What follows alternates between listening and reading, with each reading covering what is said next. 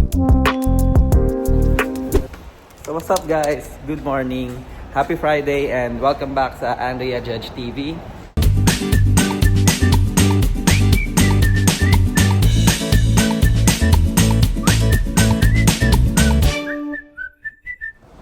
Ayan guys, pauwi na tayo guys. Galing tayo work. I think it's 7:35 AM. And kung makita nyo guys, papakita ko lang. Ayan oh. Nag-i-snow. Happy Friday. And ang cozy. So medyo pagod tayo guys, no? So para sa akin, bed weather to. Pahinga tayo later. I think yung lamig okay lang naman, nasa mga 20s Fahrenheit. So yan, update ko na lang kayo later.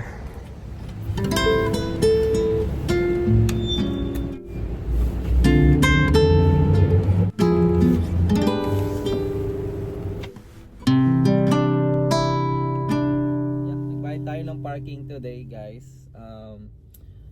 dahil medyo late tayo, no? So yung regular parking ko, which is yung free, ano ba tawag na ito, medyo malayo, so medyo maglalakad pa tayo ng mahaba-haba.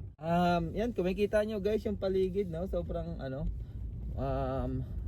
malakas yung snow, hindi naman, I don't know, mas snow lang. Ayan, sorry naman siya, so natutunaw yung yung snow pagkalapag medyo.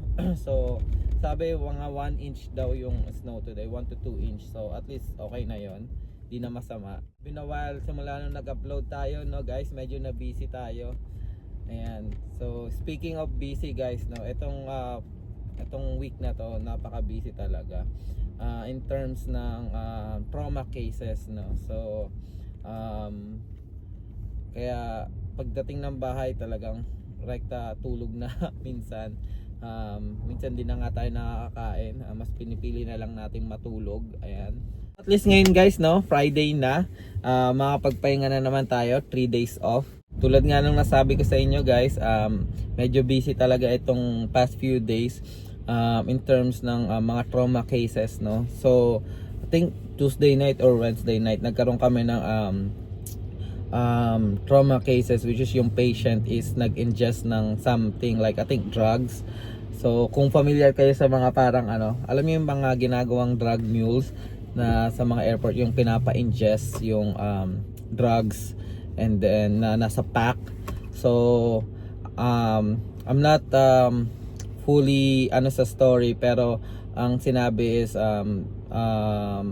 sa history is parang pinull over yung sasakyan niya ng mga pulis, and then nung lalapitan siya ng mga pulis, may kinain or parang may sinubo, and then suddenly nga nag-take effect yung kinain niya na yon, and then yun, yung pagkakain niya, pagka-ingest niya or pagkakain niya, nasunog yung esophagus niya. Hindi naman sunog na sunog, damage yung esophagus niya. And then I think ewan ko, I don't know, kasi binook siya ng parang X-slap kasi tinignan yung abdomen kung you know, may kasi may bleeding nag-bloated siya, and then kinode na siya. So nagkaroon ng damage din sa lungs, kaya nilagyan siya ng chest tube. Nagkaroon ng bleeding sa abdomen. So nung tinanggap namin siya, actually kasi 1 hour away siya, sa Morrison, Illinois siya galing. Pero kasi kami yung nearest na level 1 trauma, so hinelicopter siya papunta sa amin. So nung na-receive namin siya, meron na siyang test tube, and then kinode nila ata ng 3 to 4 times already. So ayun, pagdating 5 minutes pagkalabag ng helicopter, talagang yun, setup, mabilisan na agad. So good thing naman is na-revive yung patient, pero I think she needs to go back kasi hindi kilinos yung abdomen, no. So ganun guys, kapag mga emergency or trauma cases, pag hindi naman elective yung surgery, minsan iniiwan nilang open. So meron lang kaming parang wound packing na nilalagay, we call it Aptera. So nilalagay siya sa abdomen, And then open lang siya pero naka-ano siya, para siyang plastic na may foam, tapos naka-ano sa vacuum or parang tinatawag namin wound vac. Ang ginawa is in-explore lang yung abdomen niya and tinignan mga any damage sa bowel niya. And then I think na-figure out nila na baka may problema sa lungs, baka dun may hole pero hindi makita ng general surgeon namin. So I think babalik siya for a thoracic kasi pumasok yung mga thoracic resident or fellow to check the patient. And good thing is na-stabilize nung ano namin, no, ng trauma surgeon namin. And then she's coming back. So yun nga, yeah, kakaibang experience talaga pag night shift ka kasi most of the time trauma cases yung makuha mo. So talagang pagka mga ganong kaso, yeah, kailangan mong maging ano bang tawag na ito? Ready sa lahat, saka mabilis ka mag-isip. Kasi kalaban mo dun oras ma-delay lang ng konti, it's gonna be like parang magpaparang domino effect yan sa pasyente. So minsan yan, pagka trauma, kailangan minsan di mo na kailangan sabihin sa'yo ng surgeon kung ano yung gagawin mo. Like as a circulator, kunwari yung sa setup ng room, sa mga equipment alam mo na kaagad kung ano yung mga i-connect mo, i-prepare mo, minomonitor mo yung buong room kung anong kailangan nila. Like kunwari nakikita mo nililipat na kagad yung pasyente sa OR bed, ayun nga, kailangan mabilis, wala nang sabi-sabi, prep ka na kagad kasi mag-open na sila in any seconds or like so kailangan ganon. So attach mo kagad yung bobby pad, mga ganon, bobby pad, suction ready, lahat. Kasi kung may mamiss ka doon, kunwari di mo na set up yung suction, and then pagka open na you expect blood to kasi yung kumalat, pero or maraming blood na lalabas, kaya expect mo na gagamit ng suction. Sa amin kasi standard na yun na talagang yung suction need mo sa mga ganyang procedure. Pero ito kasi pag elective medyo may like alright, okay, magagawa ng paraan pag nalimutan mo. Dito kasi, kaya yun nga sinasabi ko, kalaban mo yung oras, will affect the yung intervention dun sa pasyente in terms ng surgery niya. For example din, bobby pad, yung ina-attach namin sa patient para makagamit ng cautery so napaka-importante nun sa OR. Syempre pag nag-open ka, you cut and cauterize para mag-stop yung bleeding. Kapag in-attach mo yon and then di mo nakabit yung pad na sinasabi ko, oh my god, sobrang hindi naman hirap. I mean, you need to go under, search for the placement, and then magagal syempre yung surgeon kasi mag-aantay sila like 5, paghintay mo lang 5-10 seconds, it's gonna be big because yun nga, trauma yung procedure. Unlike pag elective, which is kahit pa paano, kung bago ka, medyo pagbibigyan ka ba, parang ganon. Pero pagka mga trauma, ganyan, talagang kailangan yung mabilis yung action mo, mabilis ka mag-decide. So ako pag nagsi-circulate ako, di ako nagcha-chart agad, especially kapag mga ganyang trauma cases. Nakatayo lang ako, ino-observe ko lahat sa OR room, and then tinitingnan ko ano pa kailangan ng scrub ko. Kasi although scrub nurse should like titingnan yung mga mga kulang niya sa field, pero kasi pag trauma mabilis talagang bigay ng bigay, saka nakafocus siya dun sa procedure kasi you're dealing with a life or death situation. So ako, since nasa labas ako ng sterile field, tinitingnan ko siya. Kumbaga, parang tinitingnan ko kagad kung anong kulang niya, kung kailangan niya pa ng saline, sponge, kung kailangan niya pa ng clip, mga ganon. Basta kung ano yung mga miscellaneous na talagang kinagamit sa surgery, tinitingnan ko yung lamesa niya kung nagkukulang or hindi. So ayun, then i-refill ko. Wala nang sabi-sabi yon. kunwari running low na siya ng saline niya, bibigay ko na kagad yung saline. Tapos sa sponge, i-announce ko lang sa kanya na magbibigay ako ng sponge, and then nakapack naman yon, and then pagka ready na siya, saka naman ika-count. Monitor ko rin yung mga need ng surgeon, like kunwari yung lights nila, yung loops ba, yung lights dito sa sa ulo. Yan, tapos kung kailangan ba nila ng step, ayun, kung mali ba yung angle niya, ayusin ko yung mga OR lights. Help ko mag-adjust, minsan nakakalimutan na nila. Kumbaga simple lang ba na makakatulong sa kanila. And then one time is like meron kaming retractor, Bookwalter, yun yung tawag namin, Bookwalter. So ikakabit yun sa post. So yung surgeon, so kinabit niya, pero parang hindi niya ata na kasi mabilisan naiikot. So kailangan mo i-open muna yon para maklamp dun sa bed. And then tinitingnan ko parang nag-struggle siya, hindi niya makabit. So hindi ko na inantay na tawagin niya ako na what's going on this. Dumiretso na ako doon, pumunta na ako sa ilalim ng table ng patient, ng OR bed.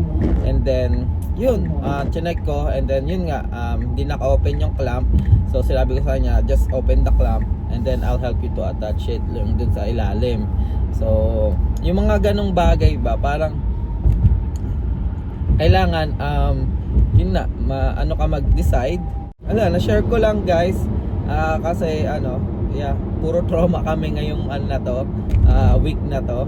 And kapag talaga sa OR, okay sa OR, routinary and stuff, okay kapag mga nasa day shift ka na elective, may team ka, so you know what you get, you know kung ano yung makukuha mo. Pero kapag ka nasa ka naman, night shift or mga ganong shift like PM or nights, you need to be prepared sa kung anong darating sa'yo. Kasi darating sa'yo is most of the time emergency, life or death situation. So I think before ka mag night shift, kailangan you gain a lot of experience sa pagdating sa OR.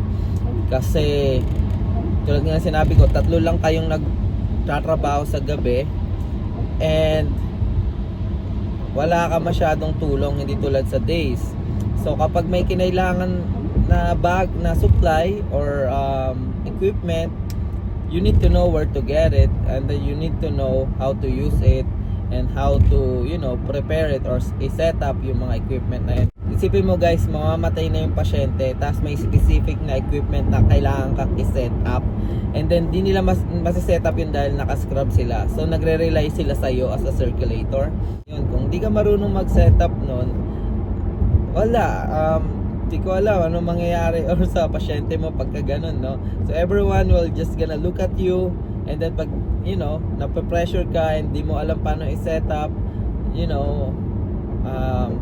will got effect sa pasyente mo. So it might cost the patient's life pagka ganun. So pero kung di mo talaga, worst case, sobrang di mo talaga alam paano i-set up yon, sabihin mo na agad 2-3 seconds, try it, then 2-3 seconds sabihin mo, hindi ko alam paano i-set up to. So isigaw mo sa room or sabihin mo sa room para at least aware sila, and then baka meron dong like for example yung scrub nurse mo alam, and then pwede set up yun, or pwede na itawag yun sa front desk or sa OR front desk para at least mabigyan ka ng tulong. So yun yung parang last sort para sa akin, pag di mo talaga alam yung setup or di mo talaga alam yung gagawin mo. 2 to 4 seconds mag-decide ka na alright, that's it, di ko alam to. Di mo na kailangan pagka mga trauma cases guys sa emergency, para at least yun nga, maging aware yung buong room na hindi mo talaga alam, and then moving forward na kayo sa next troubleshoot kung sino yung marunong na gumawa, no? Pagka scrub nurse ka naman, ayun, pagka emergency cases, same as sa circulator, pero yung minamanage mo naman yung OR field. So kailangan experience ka rin, alam mo din lahat ng mga instrumentation na gagamitin, or at least yung pinaka majority or yung general thing na ginagamit nila. And di ka nagpapanik kasi nasa tabi ka ng surgeon. So yung surgeon at mga residente na tumutulong, yung mga mata niyan guys nandun sa sa inoopera nila. So hanggat maaari, pagka scrub nurse ka, make sure mo na parang 1 or 2 step ahead of ka sa kanila. So dapat marunong ka magbasa ng iniisip nila paano ba yon? Paano mo ba gagawin yon? So kailangan tulad ng sinabi ko, pag magna-nights ka, medyo marami-rami ka ng experience, no? So familiarity ng case. So kung familiar ka sa case, kunwari X-lap, magbabowel resection, they're like an emergency case. You know there's like a bleeding inside the abdomen. So ano ba yung mga gagamitin nila for bleeders? So syempre, prepare mo kaagad. Kunwari hindi pa kayo open, no? Prepare mo na kaagad yung knife, yung bovie, yung cautery machine yon. Prepare mo na kaagad yon, naka-ready na, suction and then laps.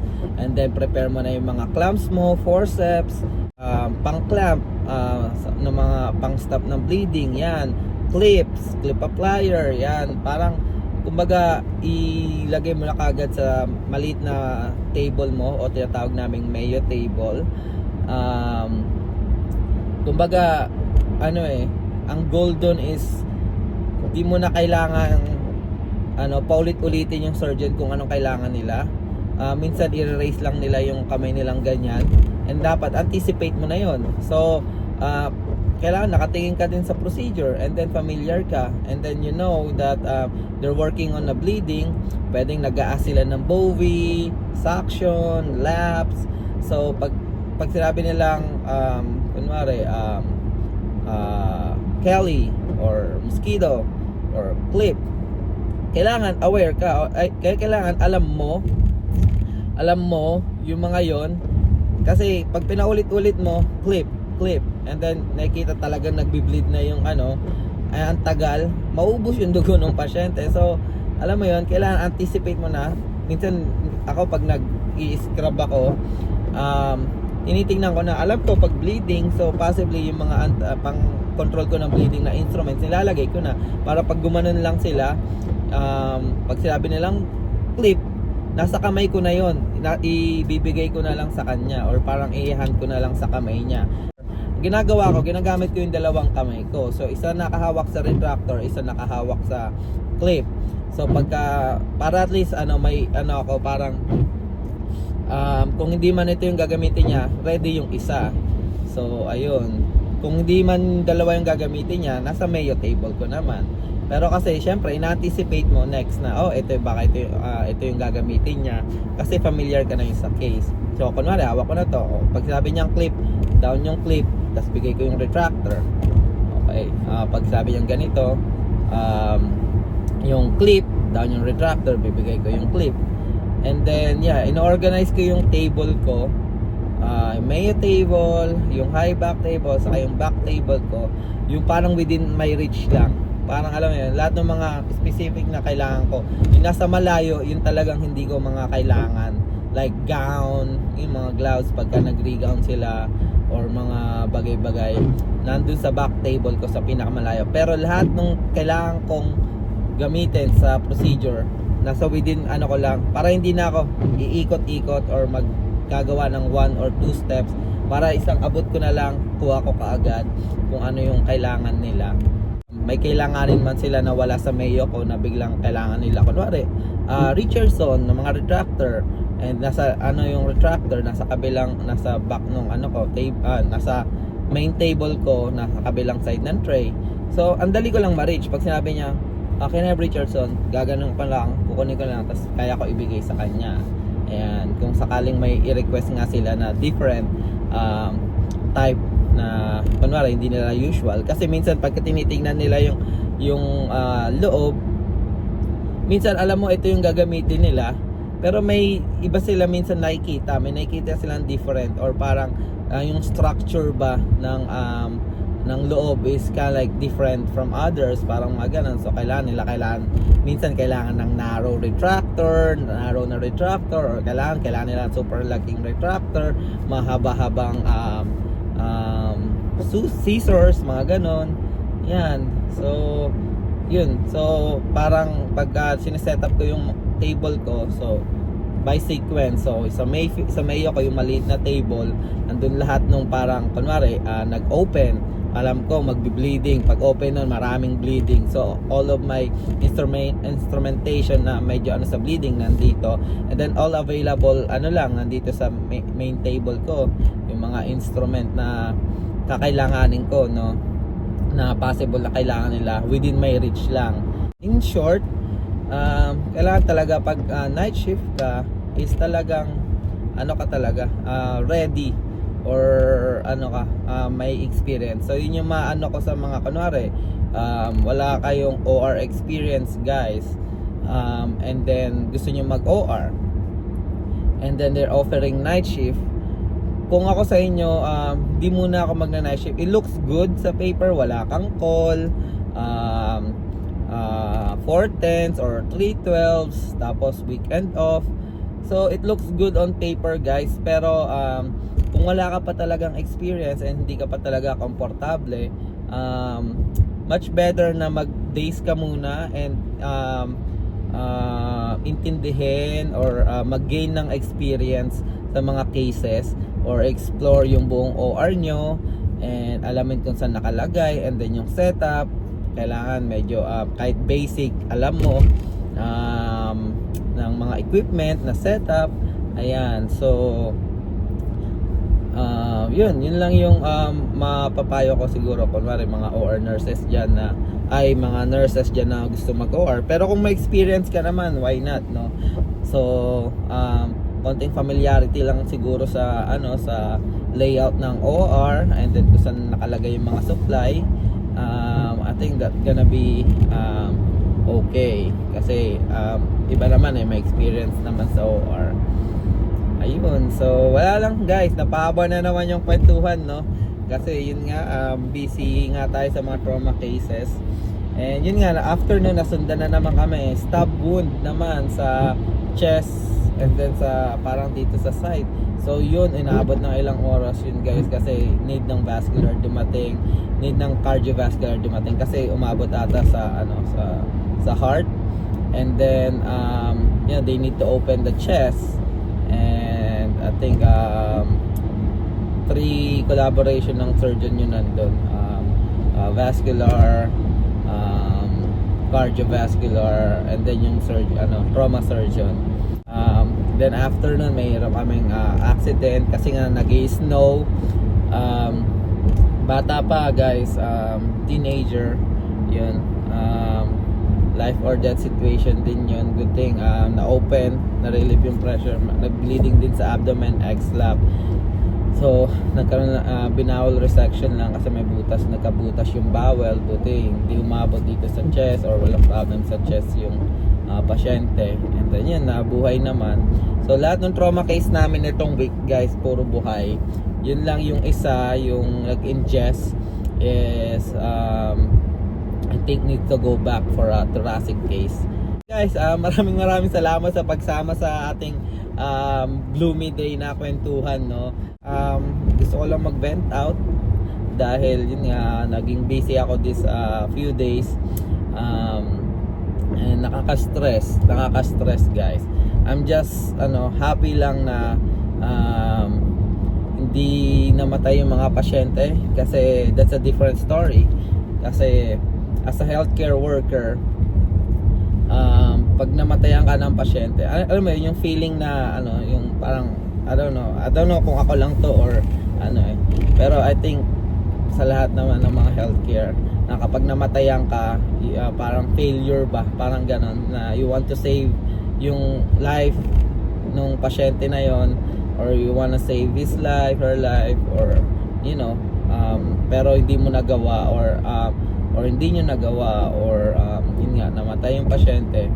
So parang bukod sa stressful na pangyayari is madadagdagan pa ng parang medyo ma-depress ka ba na yun nga, na parang nag-fail ka, hindi mo nabuhay or hindi mo so parang nag-fail ka ba, parang hindi mo na-revive yung pasyente, parang gano'n. And you're gonna talk to the family. Siyempre, as a circulator, yun, trabaho din namin kapag namatay yung pasyente is, siyempre, madugo yung pangyayari and lalo na pag trauma, kailangan mo linisin yung pasyente, ayusin, tapos dadalhin mo sa recovery, may certain area doon na pagdadala ng pasyente, and then yun, may pupunta yung mga kamag-anak, may kita mo. So parang yun din talaga, iba pag nasa healthcare ka, kailangan matibay din yung loob mo. Yeah, kasi if they see you like parang naapektuhan, like parang umiiyak ka or first time nilang makita yung family nila after mamatay. So kailangan natin mapakita sa kanila sa kaunting time na yon na nandun tayo para sa kanila, na you need to be strong too para sa kanila, kasi sa time na yon, that moment or yung moment na yon, wala silang ibang kakapitan kundi kayo. Like parang kayo yung una nilang may kita, o kayo yung una nilang minsan yung makakapitan ba kapag di talaga nila kaya yung emotion nila. So you need to be like strong for that. Yan, haba-haba na to guys, ang haba ng kwentuhan. Ayan, maraming salamat sa panonood guys. Thank you sa pakikinig.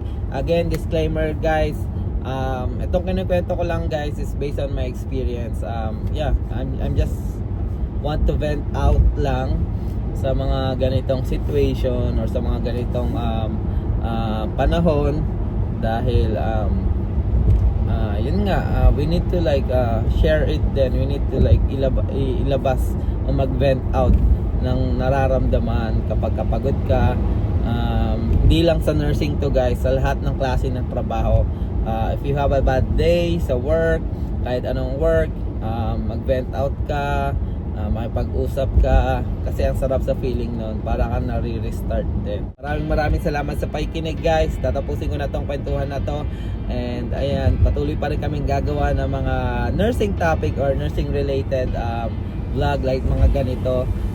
Simpleng kwentuhan lang about nursing and about sa job experience, mga ganon. And syempre gagawa pa din kami mga Buhay America vlogs, mga experiences namin ng pamumuhay dito sa US as a Filipino migrant family. And syempre kapag may gala kami, travel vlog. So yung last vlog natin guys, sa Home Alone, no, ang daming natuwa, ang daming nag-comment na parang napasyal na din natin sila. Again guys, maraming salamat sa pakikinig. Patuloy nyo kaming suportahan, Andrea Judge TV. Currently 2,067 na ata kami. Please keep on supporting us guys. Patuloy kaming gagawa ng mga video para sa inyo. Ingat kayo parate. California guys, please pray for California dun sa wildfire. Grabe yung nangyari. Sama na nyo sila sa prayers nila, sa prayers nyo, pati kami. And kung may mga kamag-anak kayo, sana safe sila doon. And kung nandiyan kayo sa California, stay safe guys. Ingat kayo parati guys. God bless sa inyo. Till next vlog. Peace. Bye.